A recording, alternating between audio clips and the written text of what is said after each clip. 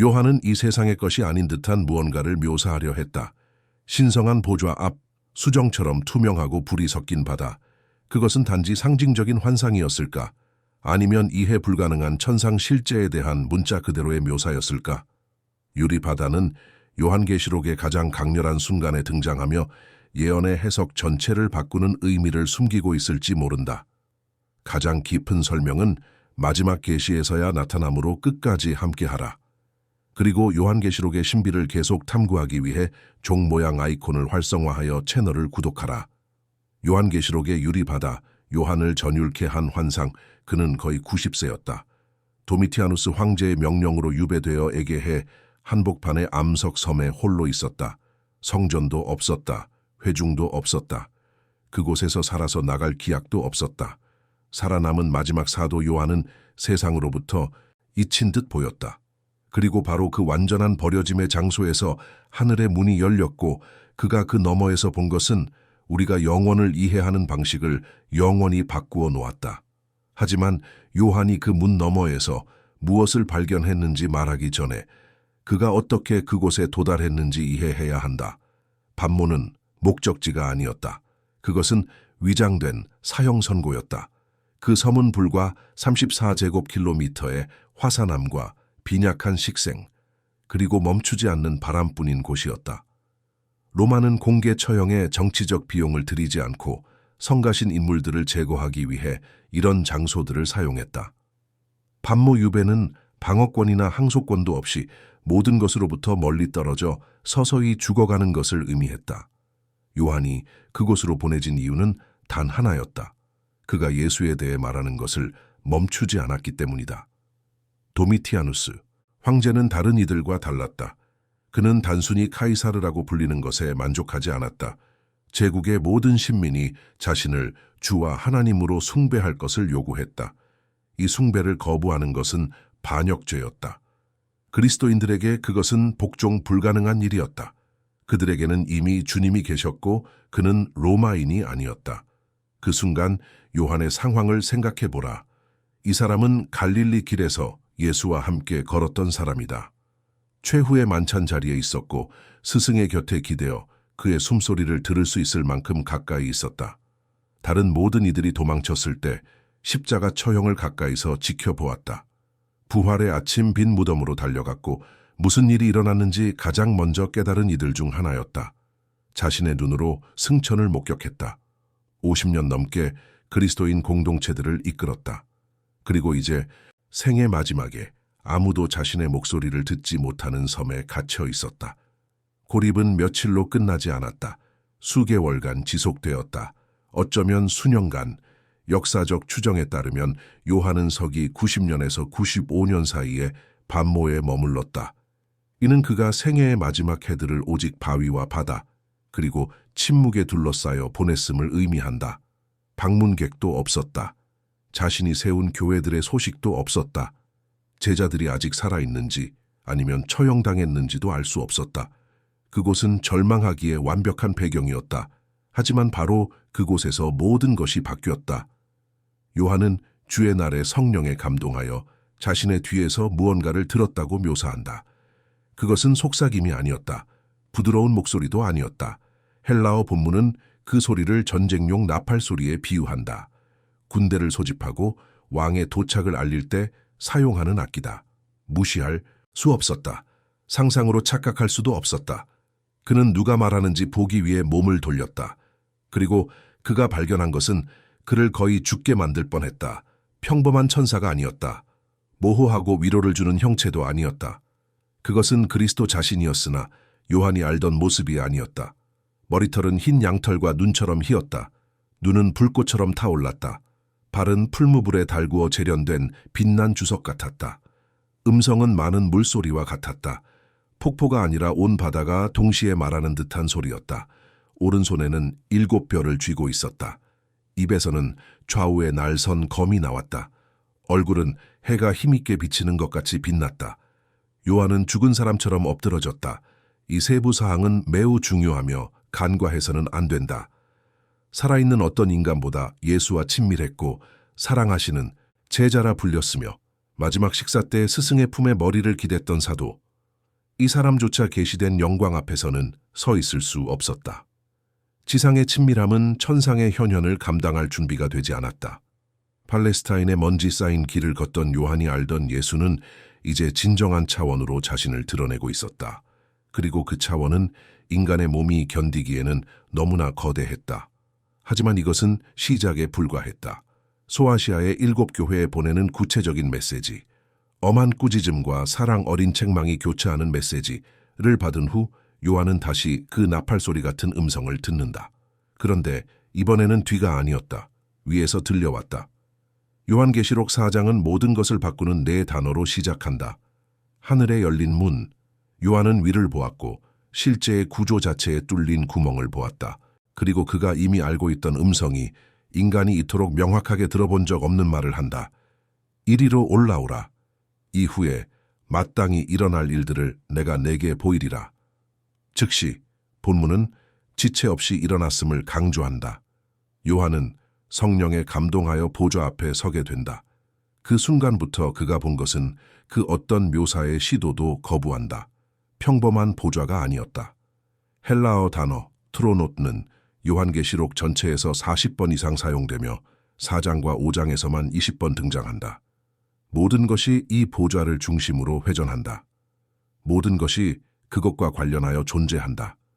그것은 모든 환상의 중력 중심이다. 앉아 계신 이는 인간의 형상으로 묘사되지 않는다. 요한은 얼굴을 보지 못한다. 몸을 보지 못한다. 색깔을 본다. 벽옥과 홍보석 같은 모양, 빛이 통과하는 방식에 따라 깊은 핏빛과 투명한 녹색 사이를 오가는 보석들이다. 보좌 둘레에는 우리처럼 7색깔이 아닌 무지개가 있었다. 오직 한 가지 색, 에메랄드 빛이었으며 불가능한 빛의 후광처럼 모든 것을 감싸고 있었다. 보좌로부터 번개가 나갔다. 보좌로부터 음성들과 우레소리가 나갔다. 그것들은 자연현상이 아니었다. 한순간도 멈추지 않는 권능과 심판의 지속적인 표현이었다. 보좌 앞에는 7 등불 켠 것이 타오르고 있었는데 이는 하나님의 7 영이라 일컬어졌다. 시각적, 청각적 강렬함이 너무나 극심하여 요한은 자신이 경험하고 있는 것을 최소한이라도 전달하기 위해 비유에 의존해야 했다. 그리고 그는 아래를 내려다본다. 보좌 앞에서 그가 본 것은 서술을 일시 정지시킨다. 바다가 있었다. 그러나 그것은 물이 아니었다. 요한은 그것을 수정과 같은 유리바다라고 묘사한다. 매끄럽고 견고하며 투명하고 절대적으로 움직임이 없는 표면이 무한한 바닥처럼 보좌 앞에 펼쳐져 있었다. 파도도 없었다. 흔들림도 없었다. 어떤 종류의 움직임도 없었다. 처음 읽을 때 이 이미지는 단지 시적인 세부 묘사처럼 보일 수 있다. 아름답지만 부차적인 것, 천상 환상의 장식적 요소로 말이다. 그러한 해석은 완전히 틀린 것이다. 요한이 왜 전율했는지, 그는 분명 전율했다. 이해하려면 1세기 유대인에게 바다가 무엇을 의미했는지 알아야 한다. 그리고 그것은 모든 것을 바꾼다. 바다는 절대적인 공포였다. 히브리 우주론에서 바다는 단순히 엄청난 양의 물이 아니었다. 그것은 태초의 혼돈, 창조 이전에 존재했으며 하나님이 세우신 질서를 끊임없이 파괴하려 위협하는 길들여지지 않는 힘의 궁극적 상징이었다. 창세기에서 만물이 존재하기 전 하나님의 영은 수면 위에 운행하셨다. 시면은 어둡고 형체가 없으며 적대적이었다. 창조는 바로 그 수중의 혼돈 위에 질서를 부여하는 행위였다. 성경의 괴물들은 바다에 살았다. 욥기에 묘사된 어떤 인간도 길들일 수 없는 피조물인 리워야단은 깊은 곳에 살았다. 시편은 하나님의 리워야단의 머리를 부수시는 것에 대해 말한다. 선지자 이사야는 바다에 있는 용을 죽이시는 여호와의 칼을 언급한다. 히브리인들에게 대양은 모험이나 무역의 장소가 아니었다. 위험이 거주하는 곳이었다. 이스라엘의 역사적 경험도 고려해보라. 히브리인들은 항해하는 민족이 아니었다. 페니키아인들이 지중해의 해상 경로를 지배하고 상업 제국을 건설하는 동안 이스라엘인들은 육지를 선호했다. 바다는 통로가 아니라 장벽이었다. 백성이 이집트를 탈출했을 때 홍해는 확실한 죽음을 의미했다.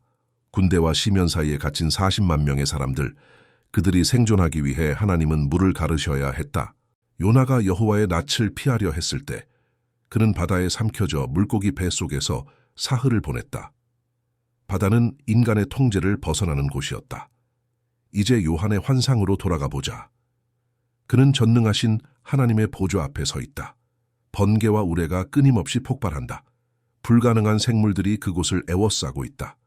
면류관을 쓴 장로들이 엎드려 경배한다. 그리고 바로 그곳, 이 모든 영광 앞에 바다가 존재한다. 그런데 이 바다는 완전히 멈춰 있다. 파도가 없다. 동요가 없다. 표면에 작은 흔들림조차 없다. 태초부터 인류를 공포에 떨게 했던 바다가 견고한 유리처럼 부동하며 순수한 수정처럼 투명하여 무한한 거울처럼 보좌의 영광을 반사하고 있다. 요한은 하나님이 혼돈과 싸우시는 것을 보고 있는 것이 아니다. 이미 정복된 혼돈을 보고 있는 것이다. 패배한 혼돈, 침묵당한 혼돈, 장식용 바닥으로 변한 혼돈. 이 깨달음은 일반적인 의미에서 위로가 되는 것이 아니었다. 그것은 완전히 다른 방식으로 공포스러웠다. 왜냐하면 그것은 예측 불가능한 것을 정적인 것으로, 위협적인 것을 장식적인 것으로, 길들여지지 않는 것을 천상의 가구로 바꾸어 놓는 절대적인 수준의 권능을 드러냈기 때문이다. 유리 바다는 움직일 허락을 받지 못했기에 움직이지 않았다. 그 표면의 침묵은 그 어떤 폭풍보다 더 많은 것을 전달했다. 그것은 완전한 지배의 고요함이었다. 위협의 부재가 아니라 그 모든 위협에 대한 완전한 권위에서 오는 평화였다. 하지만 요한은 아직 모든 것을 본 것이 아니었다. 유리바다와 보좌 주위에서 그는 장면의 기이함을 거의 견딜 수 없는 수준으로 증폭시키는 생물들을 관찰한다. 네 생물이 보좌 주위에 자리를 잡고 있었다. 첫째는 사자 같고 둘째는 송아지 같으며 셋째는 사람의 얼굴을 가졌고 넷째는 날아가는 독수리 같았다. 각각 6날개를 가졌고 여기에 가장 당혹스러운 세부 사항이 나온다. 그들은 눈들로 가득했다. 앞에도 뒤에도 안에도 밖에도 모든 곳에 눈이 있었다. 이 생물들은 잠들지 않았다. 쉬지 않았다. 멈추지 않았다. 밤낮 쉬지 않고 같은 말을 반복했다. 거룩하다, 거룩하다, 거룩하다. 주 하나님 곧 전능하신 이여 전에도 계셨고 이제도 계시고 장차 오실 이시라. 사방에 눈이 있다는 것은 무엇을 의미하는가? 절대적으로 그 어떤 것도 관찰을 피할 수 없음을 의미한다. 어떤 세부 사항도, 어떤 비밀도, 어떤 숨겨진 의도도. 이 생물들은 단지 경배만 하는 것이 아니라 증언한다. 그들은 모든 것을 본다. 그리고 보좌와 유리 바다를 에워싸며 바다 자체의 투명함에 더해 완전한 감시의 분위기를 조성한다. 그곳에서는 아무것도 숨겨져 있지 않다. 아무것도 숨겨질 수 없다. 요한은 또한 중앙 보좌를 둘러싼 24개의 작은 보좌에 앉은 24명의 장로를 관찰한다. 흰 옷을 입고 머리에 금 면류관을 쓴 그들은 권위 있는 인물들로 보였다. 그러나 네 생물이 하나님의 거룩함을 선포할 때마다 장로들은 놀라운 행동을 했다. 보좌에서 일어나 얼굴을 땅에 대고 엎드려 자신의 면류관을 중앙 보좌 앞에 던졌다. 요한이 목격하고 있는 역동성을 보라. 면류관을 쓴 자들조차 몸을 굽힌다. 존귀를 받은 자들조차 자신의 존귀가 파생된 것이며 빌려온 것이고 일시적인 것임을 인정한다. 면류관은 그들의 것이 아니다. 보좌에 앉으신 이의 것이다. 그리고 그들은 그것을 끊임없이 되돌려주는 것을 잊지 않는다. 지극히 높으신 이 앞에서는 아무도 높임을 받은 채로 남아있지 못한다. 높임을 받은 자들조차 그러하다. 그리고 이 모든 일은 유리 바다 위에서 일어난다. 길들여진 혼돈은 문자 그대로 영원한 경배를 위한 바닥 역할을 한다. 전 세대를 공포에 떨게 했던 그것이 이제는 구속받은 자들이 밟는 표면에 불과하다. 그러나 유리바다의 이야기는 4장에서 끝나지 않는다. 요한계시록 15장에서 요한은 이 동일한 표면을 다시 본다. 그리고 무언가 급격히 변해 있었다. 유리바다가 이제 불이 섞여 있었다. 장면은 첫 번째보다 훨씬 더 강렬하다. 요한은 바다 곁이 아니라 바다 위에 서 있는 사람들을 묘사한다. 그들은 짐승을 이긴 자들, 즉 세상 체제의 압력에 저항하고 적그리스도의 우상에게 경배하지 않았으며 손이나 이마에 그의 표를 받지 않은 자들로 식별된다. 그들은 검은 고를 들고 노래한다. 그러나 아무 노래나 부르는 것이 아니다. 모세의 노래와 어린 양의 노래를 동시에 부른다.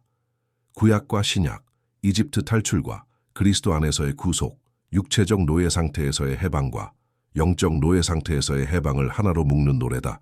가사는 하나님의 하시는 일이 크고 놀라우시며 그의 길이 의롭고 참되시다고 찬양한다. 유리에 섞인 불은 무엇을 의미하는가? 이 질문은 수세기 동안 학자들을 고민하게 했다. 일부 해석은 불이 심판을 상징한다고 제안한다. 이미 길들여진 바다가 이제 정화하기도 한다는 것이다. 다른 이들은 이스라엘의 출애굽과의 직접적인 연결을 본다. 백성이 홍해를 건널 때 불기둥이 밤새도록 그들을 인도했던 것과 연결짓는다. 물과 불이 함께 있는 것은 구원과 보호가 동시에 이루어짐을 나타낸다. 그러나 더욱 인상적인 또 다른 가능성이 존재한다. 유리 안에 불은 바다가 단지 정복된 것만이 아니라 변화되었음을 나타낼 수 있다. 위협을 상징하던 것이 하나님의 영광의 능동적인 도구가 된 것이다. 혼돈은 단지 침묵당한 것이 아니라 개종되었다. 구속되었다. 신성한 현현의 일부로서 천상의 배경에 통합되었다. 그리고 이 유리와 불의 바다 위에 서 있는 자들은 누구인가? 이긴 자들이다. 자신의 힘으로 이긴 것이 아니다. 정치적이나 군사적 전략으로 이긴 것도 아니다. 인내로 이겼다. 신실함으로 이겼다. 그것이 모든 대가를 치르게 할지라도 자신이 진리라고 아는 것을 부인하기를 거부함으로써 이겼다. 이전에 공포를 상징했던 바다가 이제 구속받은 자들을 위한 플랫폼 역할을 한다. 그들은 자신들을 위해 승리하신 하나님을 경배하며 정복된 혼돈 위를 문자 그대로 밟고 서 있다. 이 역전은 무시하기에 너무나 강력하다. 그런데 보좌 앞에 바다라는 이 이미지는 어디에서 온 것인가? 요한이 지어낸 것인가? 순수한 예언적 상상력인가? 아니면 이 계시를 위한 길을 예비한 이스라엘의 역사가 존재했는가? 답은 솔로몬의 성전에 있다. 열왕기상 7장에서 우리는 비범한 물건에 대한 상세한 묘사를 발견한다. 예루살렘 성전 건축 중에 솔로몬은 바다라는 특정 명칭을 가진 거대한 롯데아의 제작을 명령했다. 이 구조물은 인상적인 크기를 가졌다. 높이가 5규빗, 약 2.2m, 지름이 10규빗, 약 4.4m. 가장자리는 핀 백합화 형상으로 만들어졌다. 용량은 2,000바스로 약 4만 리터의 물이 들어갔다. 놋바다는 역시 놋으로 만든 12마리의 황소 위에 놓여 있었는데 3마리씩 무리를 지어 각각 동서남북 사방을 향하고 있었다. 그것은 당대 최고의 공학이자 예술 작품이었다. 이 바다는 무엇을 위한 것이었는가? 의식적 정결을 위한 것이었다. 제사장들은 성전에서 봉사하기 전에 몸을 씻어야 했다. 하나님의 임재 안에 들어가기 위해 의식적으로 깨끗해야 했다. 놋바다의 물은 거룩한 봉사를 위한 준비, 세척 적합성을 상징했다. 천상의 유리바다는 성전바다의 영광스러운 버전일까? 이 가능성은 성경 신학 전체와 일치한다. 히브리서는 지상의 성막, 그리고 확장하여 성전, 이 하늘에 있는 것들의 모형과 그림자라고 설명한다.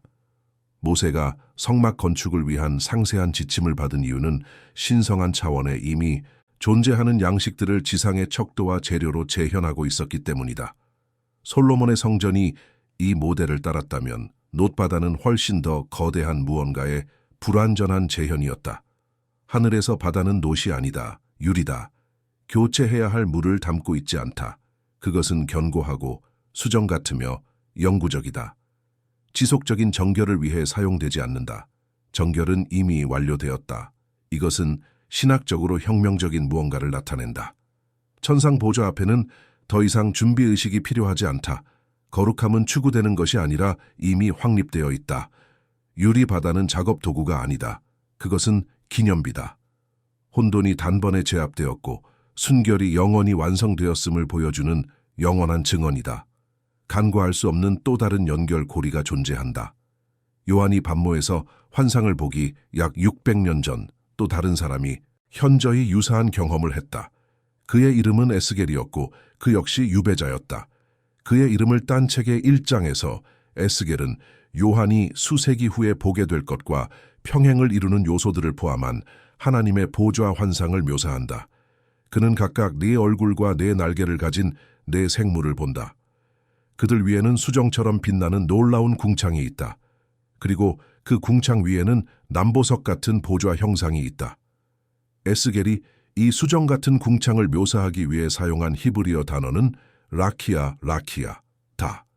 이는 창세기에서 하나님이 둘째 날에 만드신 위의 물과 아래의 물을 나누는 궁창에 사용된 것과 같은 용어다.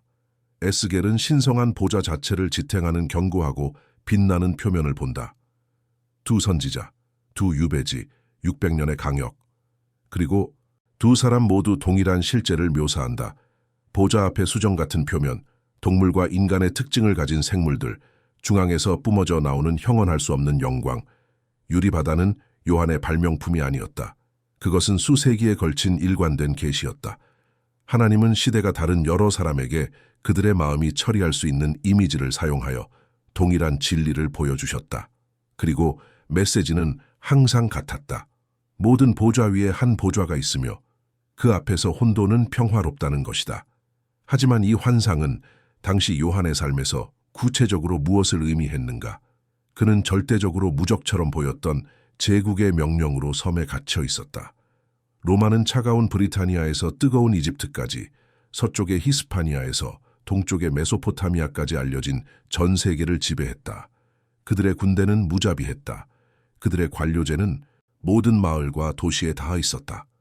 그들의 종교 체제는 시민 생활에 참여하기 위한 기본 조건으로 황제 숭배를 요구했다. 도미티아누스의 신상 앞에 분향하기를 거부한 그리스도인들은 반역자로 취급받았다. 직장을 잃었다. 재산을 잃었다. 가족을 잃었다. 많은 이들이 목숨을 잃었다. 인간의 관점에서 혼돈이 승리하고 있었다. 요한이 알고 사랑했던 소아시아의 7교회는 상상할 수 없는 압박에 직면해 있었다. 에베소는 처음 사랑을 버렸다. 서머나는 격렬한 박해와 극심한 가난을 겪고 있었다. 버가모는 거짓 스승들을 용납했다.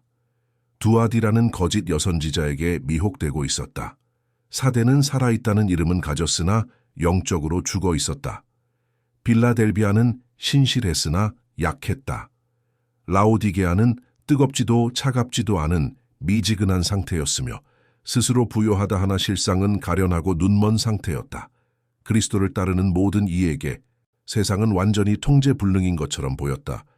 그리고 그때 요한은 하늘로 들려 올라간다. 보좌를 본다. 유리바다를 본다. 정복된 혼돈을 본다. 그리고 전 세대의 그리스도인들의 관점을 바꿀 무언가를 깨닫는다. 땅에서 통제불능처럼 보이는 것이 하늘에서는 이미 절대적으로 해결되어 있다는 사실이다. 이것은 단지 아름다운 환상이 아니었다. 그것은 영적 저항의 전략적 계시였다. 박해받는 그리스도인들은 무기로 로마를 이길 필요가 없었다. 정치적 권력을 쟁취할 필요도 없었다. 체제를 조작하거나 권력자들과 동맹을 맺을 필요도 없었다. 그들에게는 단 한 가지만이 필요했다. 천상의 실제가 그 어떤 지상의 외관보다 더 참되다는 것을 신뢰하며 신실하게 남는 것이었다. 유리바다는 이 진리의 시각적 증거였다. 하나님이 이미 우주적 혼돈, 창조 이전에 존재했던 그 태초의 혼돈을 정복하셨다면 그분 앞에 로마 제국은 무엇인가? 일시적인 세력일 뿐이다. 지나가는 그림자다. 잠시 나타났다가 사라지는 안개다. 바다가 보좌 발치의 부동의 상태로 있다면 인류 역사의 폭풍은 무엇인가? 표면의 동요에 불과하다. 바닥에 닿지 못하는 파도다. 본질을 바꾸지 못하는 움직임이다.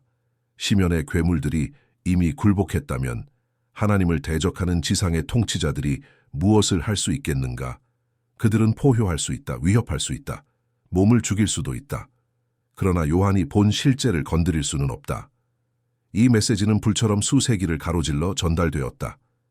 2세기와 3세기의 박해 동안 그리스도인들은 대중의 오락을 위해 원형 경기장에서 맹수들에게 찢겼고 황제의 정원에서 인간 횃불로 불태워졌으며 탈진해 죽을 때까지 광산에서 강제노동을 했다. 요한계시록은 희망의 말씀으로서 카타콤에서 낭독되었다. 보좌는 남아있었다. 바다는 계속 평화로웠다. 어린 양은 이미 승리하셨다. 중세시대 제도적 교회가 돈으로 죄사함을 팔 정도로 타락하고 복음이 인간 전통의 층 아래 질식된 듯 보였을 때 요한계시록은 다가올 정화를 가리켰다. 불이 섞인 유리바다는 하나님이 왜곡을 영원히 용납하지 않으실 것임을 상기시켰다. 종교개혁 기간 동안 루터, 칼빈, 츠빙글리 같은 이들이 자신의 목숨을 걸고 수색이 된 구조에 도전했을 때 천상 보좌의 환상은 용기를 주었다. 궁극적인 권위가 하나님께 속해 있다면 그 어떤 인간 기관도 아무리 오래되고 강력할지라도 절대적인 복종을 요구할 수 없었다. 그리고 오늘날은 어떠한가? 거의 2000년이 지난 지금도 유리바다는 들을 귀 있는 자들에게 계속해서 말하고 있다. 우리는 전 지구적 규모의 혼돈에 지배당하는 듯한 시대에 살고 있다. 모순된 정보들이 매초 우리를 폭격한다. 극단적인 양극화가 가족과 국가를 나눈다. 기후위기는 지구의 얼굴을 바꿀 것이라 위협한다. 경제적 불안정은 하룻밤 사이에 자산을 사라지게 한다. 수십 년 전에 끝났어야 할 전쟁들이 계속해서 생명을 앗아간다. 기술은 우리가 그것을 이해하거나 통제할 수 있는 능력보다 더 빠르게 발전한다. 많은 이들에게 현대 세계는 조종사 없는 거친 바다처럼 보인다. 변화의 파도가 방향 없이 서로 충돌한다. 미래는 불확실하다. 현재는 불안정하다. 과거는 더 이상 신뢰할 수 있는 지도를 제공하지 않는다. 요한계시록은 다른 관점을 제시한다. 혼돈의 존재를 부정하지 않는다. 사람들이 겪는 실제적인 고통을 과소평가하지 않는다. 단순한 해결책이나 종교적 도피를 제공하지도 않는다. 그러나 모든 것이 실패할 때 영혼을 지탱해주는 진리를 드러낸다. 모든 보좌 위에 한 보좌가 존재한다는 것. 그리고 그 보좌 앞에서 바다는 절대적으로 평화롭다는 것이다. 유리바다는 인간적인 안락함과 번영의 기준에 따라 모든 것이 잘 될 것이라는 약속이 아니다. 그것은 우리가 보거나 통제할 수 있는 상황에 의존하지 않는 더 큰 질서가 존재한다는 계시다. 수정 같은 유리는 삶의 폭풍을 제거하지 않는다. 그것은 폭풍을 올바른 관점에 놓게 한다. 하지만 여기 많은 이들이 고려하고 싶어 하지 않는 것이 있다. 요한의 전율은 파멸에 대한 두려움이 아니었다. 그것은 거룩함 앞에서의 경외였다. 그는 아마도 처음으로 완전한 명료함과 함께 자신이 완전히 노출되어 있음을 깨달았을 것이다. 유리바다는 투명하다. 모든 것을 반사한다. 어두운 각도가 존재하지 않는다. 숨겨진 구석이 없다. 비밀을 간직하거나 동기를 위장하거나 의도를 숨길 공간이 없다. 그 보좌 앞에서 각 사람에 대한 진실은 절대적으로 벌거벗겨진다. 네 생물의 눈은 모든 것을 본다. 유리바다는 모든 것을 드러낸다. 보좌에서 나오는 빛은 모든 것을 비춘다. 가능한 연기는 없다. 통하는 가면도 없다. 우리 자신의 편집된 버전 중 그 어느 것도 그곳의 조사를 통과할 수 없다. 이것은 요한을 불편하게 했던 만큼 우리를 불편하게 해야 한다. 천상의 환상은 고난받는 자들을 위한 위로일 뿐만 아니라 안주하는 자들을 위한 대면이다. 자신을 보지 않으려는 자들을 위한 거울이다. 그것은 우리가 모든 생각이 형성되기 전에 보시고 모든 말이 뱉어지기 전에 아시며 모든 전투가 치러지기 전에 이미 승리하신 하나님 앞에 살고 있음을 드러낸다. 남는 질문은 하나님께 권능이 있느냐가 아니다. 우리가 그분의 뜻에 정렬되어 있느냐는 것이다. 유리바다는 천상의 장식이 아니었다. 그것은 선언이었다. 인간의 경험 속에서 통제 불가능해 보이는 모든 것, 정치적 혼돈, 경제적 불확실성, 우리가 길들일 수 없는 자연의 힘, 우리의 통제를 벗어난 상황들, 은 보좌 앞에서 이미 절대적으로 침묵하고 있다. 요한은 영혼에 새겨진 이 이미지를 가지고 반모에서 돌아왔다. 그리고 그것은 세상이 통제 불능이 아니라고 믿어야 했던 박해받는 그리스도인들의 전 세대를 지탱해 주었다. 오늘날 거의 2000년이 지난 후에도 요한계시록은 성경에서 가장 오해받는 책으로 남아있다. 많은 이들이 그 안에서 세상 끝의 날짜 글자 속에 숨겨진 비밀 코드, 미래에 대한 인간의 호기심을 만족시킬 상세한 예측을 찾는다. 하지만 어쩌면 가장 변혁적인 메시지는 나팔이나 인 혹은 심판의 대접에 있지 않을지 모른다. 어쩌면 그것은 바로 시작 부분에 있을지 모른다. 움직이지 않는 바다, 이미 정복된 혼돈, 그 어떤 폭풍보다 하나님의 성품에 대해 더 많은 것을 드러내는 고요함, 인간을 공포에 떨게 하는 것이 이미 창조주께 복종하고 있다.